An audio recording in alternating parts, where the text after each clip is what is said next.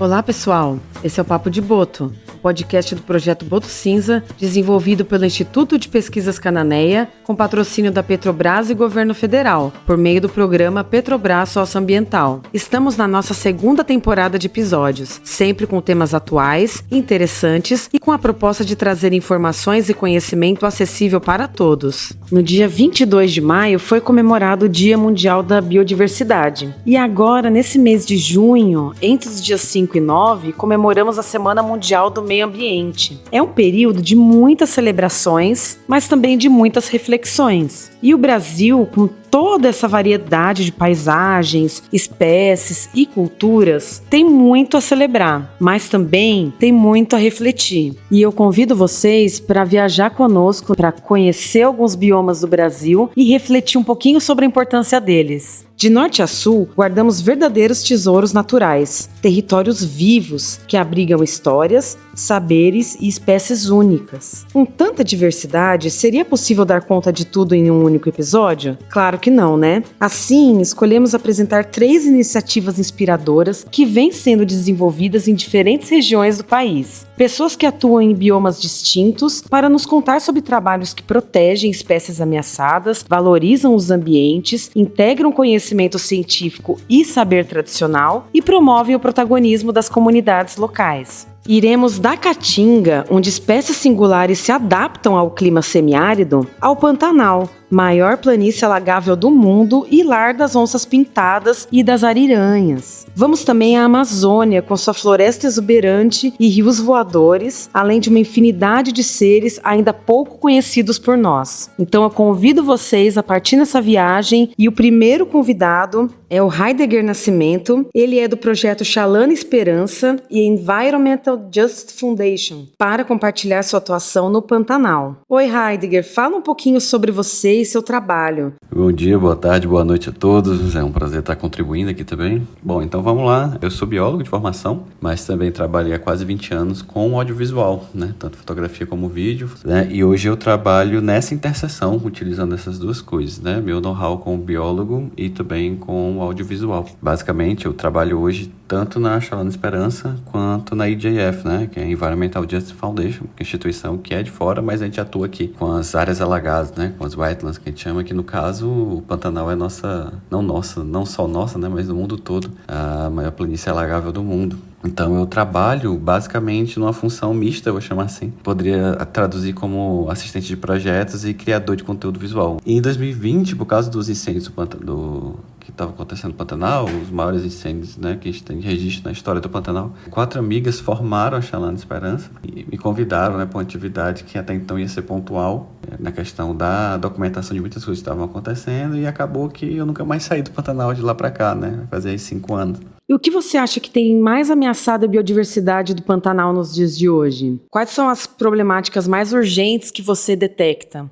Olha, é uma problemática que acontece não só aqui no Pantanal brasileiro, né, mas nas áreas úmidas no geral. Pouca gente tem noção que as áreas úmidas, né, elas são o ecossistema mais ameaçado do mundo. Elas estão desaparecendo 3 vezes mais rápido que as florestas, né, sendo que quando se fala em área úmida, tem uma gama de ambientes que pode entrar nesse contexto, mas as perdas elas têm sido particularmente extensas, né, e mais rápidas em áreas úmidas continentais. Né, quando a gente fala área úmida continental, o Pantanal brasileiro, né, a maior planície alagável do mundo, ela entra aí também, né, como um dos ícones que tem sofrido muito essa degradação. Basicamente, a gente isola os biomas de forma didática, para estar falando, né, tipo Amazônia, Caatinga, Cerrado, Pantanal, Mata Atlântica, Pampa e tal, mas a gente tem que lembrar que as coisas estão totalmente interligadas, né? O grande problema do Pantanal hoje é escassez hídrica, eu poderia resumir, né, de forma assim. Acho que a degradação antrópica, mas também está relacionada à questão da escassez hídrica. Mas com essa escassez hídrica, que tem múltiplos fatores, né, intensivado pela questão das mudanças climáticas, tem causas muito locais também, que eu digo local a nível Brasil, né, relacionadas à degradação. Com menos floresta, a gente tem menor potencial de chuva, com menos potencial de chuva, a gente tem menos água nos rios, né, e acaba que esses rios que alimentam o Pantanal, como tem menos água, logo o Pantanal ele recebe menos água, se torna menos alagado e, quando intensivado pelas mudanças climáticas, os tempos mais quentes acabam fazendo com que essa água, que já chega bem menos do que os níveis históricos, elas evaporem rápido, elas sumam muito rápido. Então, o Pantanal tem recebido menos água e devido ao calor, essa água que chega nos ambientes, ela permanece menos tempo. A gente poderia ainda colocar várias outras camadas antrópicas, sobretudo, como a questão das PCHs, né, as hidrelétricas, vamos chamar assim, que acabam interrompendo o fluxo natural das águas pela demanda energética. Isso é muito problemático, porque se imaginar que as espécies que estão ali evoluíram, né, baseada em um tempo de seca e cheia específico, e aí basicamente você interrompe esse ciclo natural, esse pulso natural, e relaciona isso puramente à demanda energética, né, das cidades. Então tem espécies que podem ficar sem água no período correto, ou né, o nível de água no período correto, ou até mesmo interrupções diretas, como por exemplo os peixes que precisam, né, subir às vezes até as cabeceiras para reproduzir, eles não conseguem. A grande problemática assim, do Pantanal é essa crise hídrica somada à degradação, que é o que? Basicamente o desmatamento, né, que tem ocorrido. É bem urgente, pouca gente entende o quanto que está desaparecendo muito rápido, né, como eu falei. Quais são as principais ações desenvolvidas pela Chalana Esperança e pela EJF para enfrentar esses desafios? Como essas iniciativas buscam valorizar o Pantanal e fortalecer as populações locais? Muitas vezes os problemas locais, eles já têm soluções locais, mas por algum motivo, né, essas soluções elas não conseguem chegar a um nível de causar impacto que deveria ter, seja por questões logísticas, financeiras e tal. Então, tanto a Chalana Esperança quanto a EJF, a gente atua em ações que normalmente já existem ou existiam, mas que não conseguiam emplacar, não conseguiu estrutura, não conseguiu financiamento. Então, a gente chega fora desse complexo de Salvador, né, de que assim, nós temos a solução. Pelo contrário, a gente conversa muito, nossa relação sempre foi de muito chegar nos ambientes, pedir licença para entrar, escutar, entender um pouco, e dentro desse entendimento a gente saber onde é que a gente pode contribuir para que aquela iniciativa que normalmente já existe lá possa alcançar um novo degrau, né, como participante, como colaborador, e não como quem chega achando que tem uma solução para os problemas que, né, é muito anterior do que a gente. Então, a Chalana Esperança tem vários projetos, na verdade, mas executando de forma mais plena, assim, né, com mais vigor, duas frentes. A primeira é a questão da produção de mudas lá no território indígena Limão Verde, junto à aldeia Limão Verde, com a comunidade indígena. Já era um viveiro que eles já tinham para a produção de muda, né, a brigada de incêndio já tinha no passado e não vingou por motivos mesmo de financiamento. A gente entendeu que a gente pode buscar o financiamento para a criação, para a reestruturação do viveiro que já existia lá e começar a incentivar na questão dos insumos, equipamentos e tudo mais, treinamento da comunidade local, para que eles começassem a produzir as mudas, né, tanto com fins de restauração, né, das áreas degradadas, mas também como fonte de renda, né, cultivar, né, criar essas mudas e aí vender também, né, porque a gente sabe que existe uma necessidade muito grande, uma demanda, né, por mudas e para essas áreas de restauração e até para compensação, né. Tem sido muito legal, basicamente a comunidade que toma conta, né, de tudo, obviamente, né, mas a gente está junto, né, até hoje na questão desse gerenciamento. E a outra frente é da questão da criação de materiais didáticos. Uma grande questão que a gente ouvia, conversando com professores de várias cidades, quando a gente andava, é que os materiais, muitas vezes vindo de São Paulo, eles contemplavam, às vezes, fauna que não era o que tinha lá no Pantanal, né? E o Pantanal tem uma fauna exuberante, incrível, entendeu? Em relação à IJF, aí já é uma atuação um pouco mais distinta, né? A gente trabalha com a questão da fotografia, gravar cena, a questão da documentação, do contexto na relação ao Pantanal. A gente faz exposições, né, para mostrar lá na União Europeia o que é o Pantanal, porque a IJF é uma instituição com sede em Londres, né? Mas no Brasil, sobretudo com o Pantanal. A gente trabalha na defesa do Pantanal. E quando a gente fala do Pantanal na União Europeia, ainda é uma coisa que as pessoas não conhecem. Lá fora conhecem a Amazônia e alguns ali que acolá conhecem Cerrado, mas a maioria não conhece o Pantanal. Tendo em vista que a Europa, né, um dos maiores compradores aqui do Brasil também, então está muito associado à compra de insumos, commodities aqui do Brasil. Ela se preocupa muito com a questão de como é que esses produtos saem daqui, né, chegam lá e que eles estão associados na sua cadeia produtiva, né?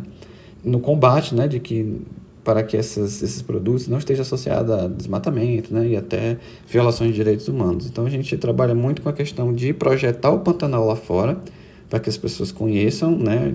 Mas em loco a gente trabalha sobretudo com treinamento e capacitação, né? A gente coordena um programa de formação, né, em questão audiovisual de membros da comunidade local, sobretudo jovens, né, para que eles consigam fazer a documentação, né, e a projeção de questões locais, né, para que, sei lá, acontece alguma coisa em uma aldeia indígena e precisa de um jornalista de fora para documentar e levar, e não precisa disso, né? Na verdade, a ideia é que a própria comunidade consiga falar por ela mesma. E a gente também, a questão do programa de treinamento dos brigadistas indígenas a gente cede o equipamento, né, um drone, e o treinamento também, para que eles utilizem esses drones no combate ao fogo, né. E além de biólogo, você também tem uma forte relação com o audiovisual. Fala um pouco pra gente como isso se integra na sua atuação na conservação do Pantanal. Eu sou uma pessoa que afirmo, né, com muita firmeza que o tempo, né, daquela coisa que a gente falava, conhecer para preservar já passou. Esse tempo já passou. A gente foi atropelado porque, assim, conhecer para conservar não é o suficiente. Não quer dizer que não tem que passar por isso de alguma forma. Mas conhecer para conservar por si só é muito pouco. É muito pouco, é quase nada. Vou dizer por quê. Porque hoje a gente está na época da informação e você tem informações sobre as coisas de um clique em segundos, se você quiser saber. Então, a questão conhecer por conhecer, ela perdeu muito potencial, né? Antes as pessoas não sabiam de algumas coisas e quando elas passavam a saber de alguma coisa, aquilo mexia com ela, né? Porque a informação ela não era tão acessível como é hoje. Hoje, cara, as pessoas precisam ser conectadas a alguma coisa, né? A gente tem sede de se conectar a alguma coisa. Tanto é que a gente vai passando o feed, né, de qualquer rede social que você vai passando o feed até que algo se conecte com você. A gente costuma dizer que educar é preciso, mas apaixonar é urgente. Então a questão do audiovisual entra nessa questão de criação de narrativas, experiências imersivas, né? E por que não, criação de realidades. Então o audiovisual tem uma forma de entregar uma mensagem, uma forma que ela pode ser muito provocativa, ela pode ser muito reflexiva, mas antes de tudo tem que gerar conexão. E na sua visão, o que torna esse bioma tão especial e ao mesmo tempo tão vulnerável? Olha, não há nada mais incrível em questão de biodiversidade, de percepção de vivência, né, de experiência de biodiversidade como o Pantanal. Tive o privilégio de poder visitar todos os biomas, com exceção do Pampa, e não existe nada em relação à exuberância de biodiversidade como o Pantanal. O Pantanal, a gente costuma dizer, né, é uma terra de superlativos, né? Você pensa assim, a maior área do mundo, a pistacídeo do mundo é a arara azul, que está lá no Pantanal. É a maior lontra do mundo, né? Você pode ver lá a ariranha no Pantanal. Né? A população das maiores onças, né? As onças mais robustas, maiores, assim, corporalmente falando, está no Pantanal. A área com maior densidade de onças pintadas no mundo é onde? É no Pantanal. Você tem, sei lá, uma figura carimbada do Pantanal, o Tururu, né, que é uma das maiores aves que voam no Brasil, assim, uma das maiores. Você tem o cervo do Pantanal, que acho que é o maior cervo da América do Sul, se não me engano, da América Latina, não lembro. Mas tem o jacaré do Pantanal, que é imenso. Você tem, sabe, tudo é muito grande, tudo é muito imenso e tudo é muito exuberante. Muito obrigada, Heidegger. Agradeço muito a aula que você deu sobre a importância do Pantanal, a importância dos moradores locais e de quem vive o Pantanal e pelo trabalho lindo que vocês fazem por aí. E para falar sobre a Caatinga, convidamos a bióloga Cristine Prats, que atualmente trabalha com atividades de observação de aves na Chapada Diamantina, na Bahia. Oi, Cristine. Gostaríamos de conhecer melhor você, seu trabalho e sua relação com a Caatinga. Oi, obrigada pelo convite. É um prazer falar do meu trabalho, porque eu sou apaixonada, e também da Caatinga, que é um dos meus biomas favoritos. Apesar de ter nascido longe da Caatinga, eu nasci em Brasília. Em 2008 eu me mudei para Paraíba, onde eu cursei biologia na UFPB. E já no primeiro semestre eu consegui fazer um estágio com aves, eu sou ornitóloga, e o meu primeiro campo foi em área de Caatinga. Era um projeto de soltura de aves que eram apreendidas pelo tráfico, canário da terra, bigodinho, papagaio verdadeiro. E lá foi o meu primeiro contato com o bioma. É um bioma fantástico, né? Ele passa por uma transição muito diferente quando está no período da seca e no período chuvosa, com um visual completamente diferente, né? É um bioma totalmente adaptado a passar por um grande período de seca. E quando a chuva vem, os animais, as plantas, tudo consegue aproveitar muito bem daquela água que chega, né? Todas as plantas são adaptadas a isso e muda completamente o cenário. Então foi fascinante conhecer o bioma Caatinga, assim, né? Essa visão da primeira vez, assim, é chocante. A Caatinga é diferente do que as pessoas normalmente acham, né? Que é um lugar sem vida, morto. Muito pelo contrário. Ele é muito diverso, tanto no que se diz questão às plantas, aos animais, ao povo. É riquíssimo em cultura, em tradição. Riqueza gigante de aves, né? Que é o que eu tenho mais conhecimento, de plantas. Tem a época da floração de vários tipos de planta, que a Caatinga fica toda colorida. É um bioma fantástico. Ainda na universidade, né? Eu fiz meu primeiro estágio no Centro de Triagem de Animais Silvestres, como eu falei para vocês, né? Trabalhando com soltura de animais que vinham do tráfico. Meu segundo estágio ainda na universidade, eu trabalhei no ICMBio, no Centro de Pesquisa e Conservação de Aves Silvestres, que a gente realizava o monitoramento das aves dentro de unidade de conservação da Caatinga. E foram muitos campos. Durante 2 anos eu fiquei trabalhando dentro da Caatinga, conhecendo cada vez mais esse bioma e me apaixonando cada vez mais. Logo que eu me formei, eu entrei num projeto de conservação, que é da ararinha azul, uma ave que foi extinta na natureza, né? No ano 2000, foi o último ano que se viu ela livre na natureza. E aí existiam apenas aves em cativeiro. Então esse projeto a gente fez todo um mapeamento para embasar a soltura dessas aves. A gente usou a maracanã, que era a espécie mais próxima, né, com os hábitos mais próximos à ararinha. Então a gente estudou tudo que podia ser estudado com essa espécie modelo para o projeto de soltura ter o maior sucesso possível, né? Foi um projeto muito lindo e que eu tive a oportunidade de trabalhar com as pessoas da Caatinga, além das aves, né? Então a minha equipe era formada só por mulheres, então foi uma oportunidade muito legal de apresentar um trabalho diferente, onde as mulheres faziam todo o trabalho que eu fazia, elas faziam também em campo, né? Eu capacitei elas, foi muito enriquecedor para mim. Eu pude trabalhar um pouco com o povo da Caatinga, além dos bichos, né? E durante esse tempo também eu entrei no projeto da arara azul de Leá. É engraçado, né? As pessoas têm uma visão muito pequena da Caatinga, não conhecem quase nada. E a gente tem, dentro da Caatinga baiana, 2 araras exclusivas. Araras azuis que são exclusivas, que é a ararinha azul e a arara azul de Leá.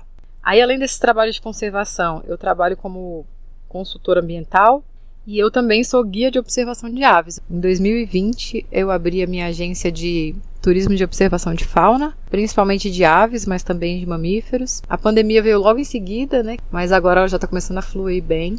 E aí eu trabalho também dentro do bioma Caatinga, né? Que é na Chapada Diamantina, atuando nessa função de guia, né? Numa área de um turismo ambiental, um turismo com um impacto um pouco menor do que alguns outros tipos de turismo. E considerando a sua experiência como bióloga, quais são os principais fatores de ameaça à biodiversidade da Caatinga atualmente? Sobre as ameaças que a Caatinga sofre, acho que principalmente a degradação do ambiente, né?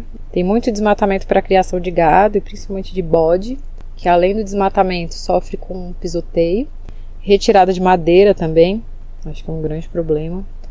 A gente tem uma questão recente chegando na Caatinga, que eu acho que é um grande problema, que são as energias solares. Porque a energia solar é muito legal quando ela é feita em cidade, em cima de prédio, de telhado. Mas os grandes parques de energia solar, eles têm vindo muito na área de Caatinga, porque é uma área de região com muito sol, muito calor, né? E aí se pega uma Caatinga que tem ali sua vegetação e 100% dela é retirada para poder colocar as placas. 100%. Então a gente fica com áreas gigantes onde não é possível ter nenhum animal vivendo, nenhuma planta, nada de vida acontece ali. Então acho que isso tem que estar com um olhar bem atento, porque não para de crescer as fazendas de energia solar, né? Eu acho que é um grande problema.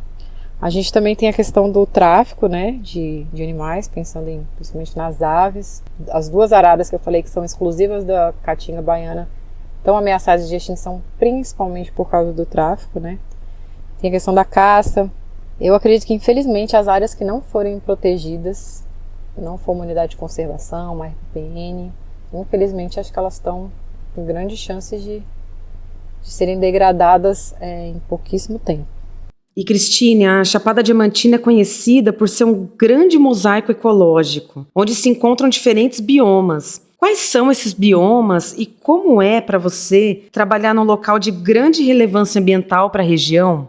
A Chapada Diamantina, que é o lugar que eu escolhi para viver, ela está dentro do domínio da Caatinga, né? E é o bioma que é mais predominante dentro da região, mas ela é, né, esse mosaico de fitofisionamias, e então a gente encontra áreas de Mata Atlântica, encontra áreas de cerrado, dentro da área de cerrado, áreas de campo rupestre, que são lugares com altitude maior, né, com bastante floração rochosa. Isso é fantástico, porque a gente vai ter tanto animais como plantas que são endêmicas desse tipo de bioma.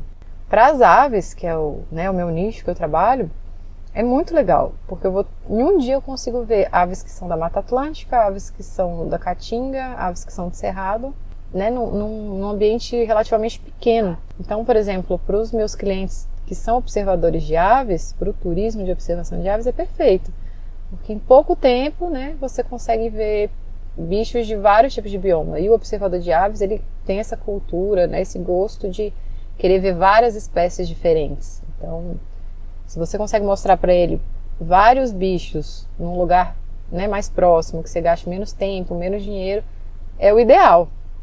Então a Chapada Diamantina tem isso de fantástico, de reunir aves, plantas, mamíferos, né, vários tipos de bicho, todos desses biomas diferentes num lugar relativamente pequeno. Isso é muito legal.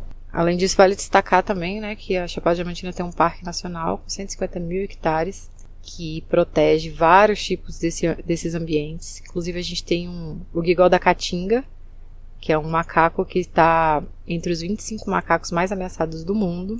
E a Chapada é o único lugar onde ele está dentro de uma unidade de conservação. Isso é garantia, né, dele estar preservado e bem cuidado ali.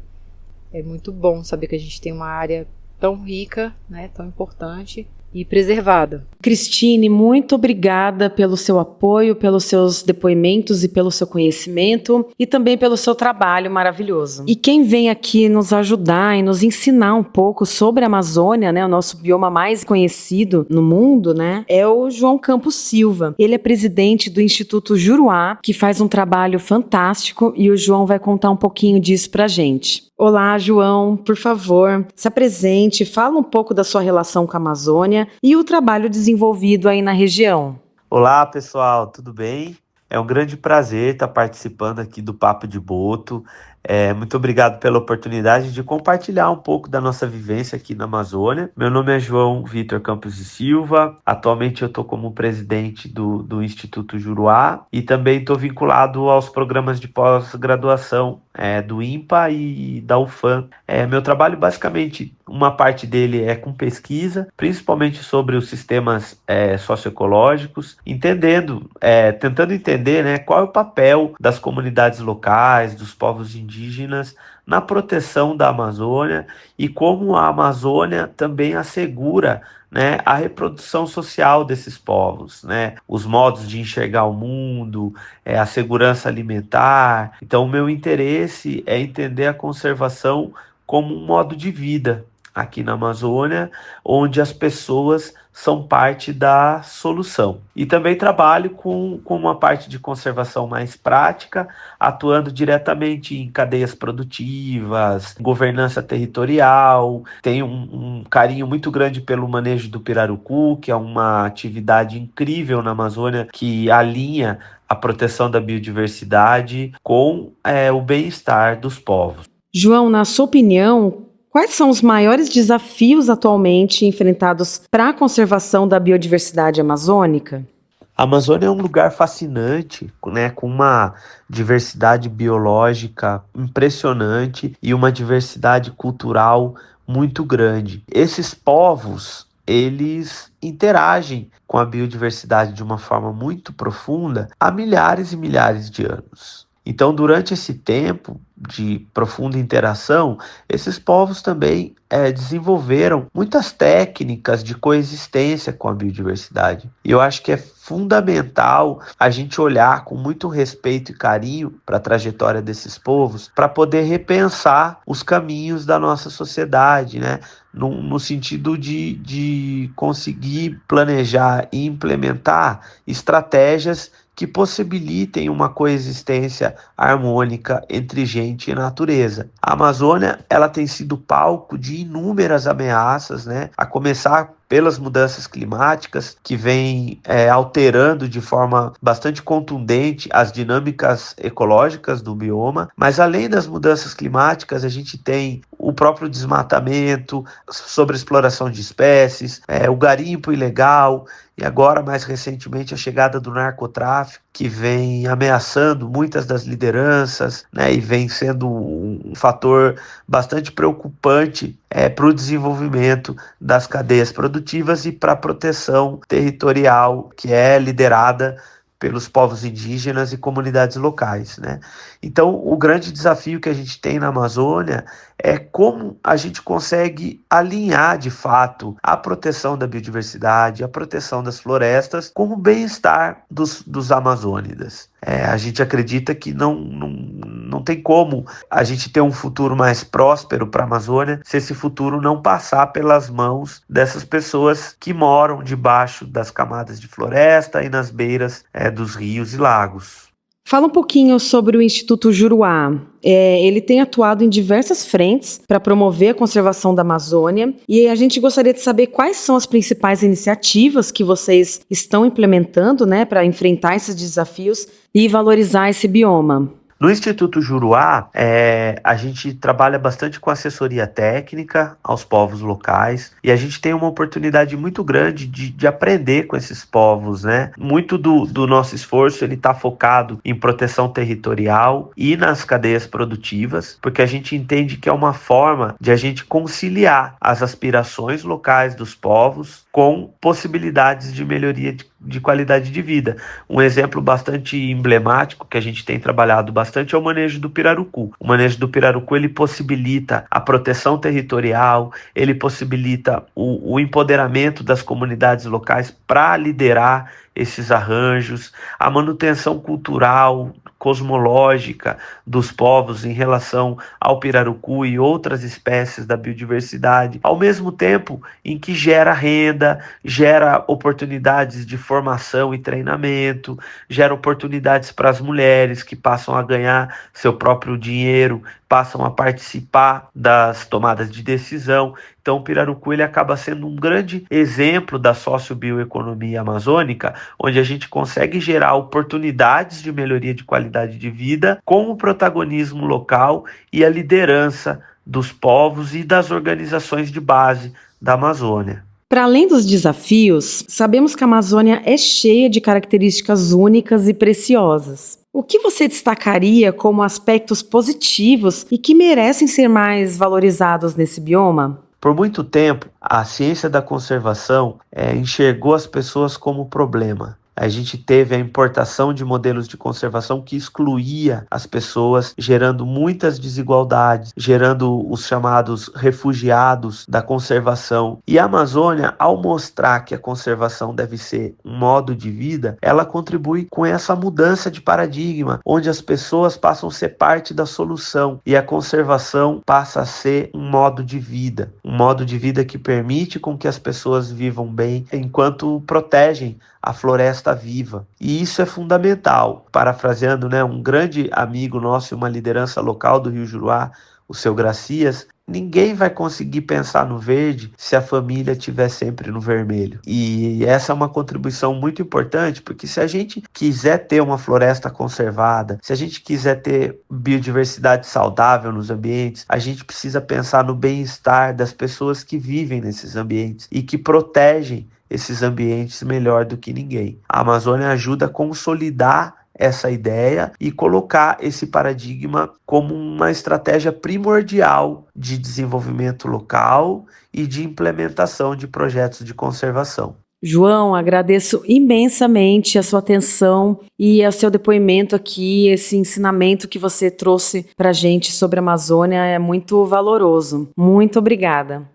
Agradeço a todos os participantes do Papo de Boto e a todos os ouvintes. Nesse episódio a gente quis falar um pouquinho de diferentes biomas, para celebrar, refletindo um pouco sobre a importância de ações locais, pontuais, coletivas, integradas, que se conectam com as realidades de cada território. Apesar das particularidades de cada bioma, vimos que há um objetivo em comum a todas: valorizar, proteger e sempre resistir. Gostou desse episódio? Comenta lá no nosso Instagram, @Projeto Boto Cinza, e compartilha com todo mundo. E a novidade é que agora também estamos com um Papo de Boto no YouTube do IPEC Pesquisas. O link do Instagram e do YouTube estão aqui na descrição do episódio. Acessa lá e aproveita para ouvir os episódios anteriores também. Obrigada a todos que ouviram e fiquem ligados, logo logo tem muito mais Papo de Boto para vocês.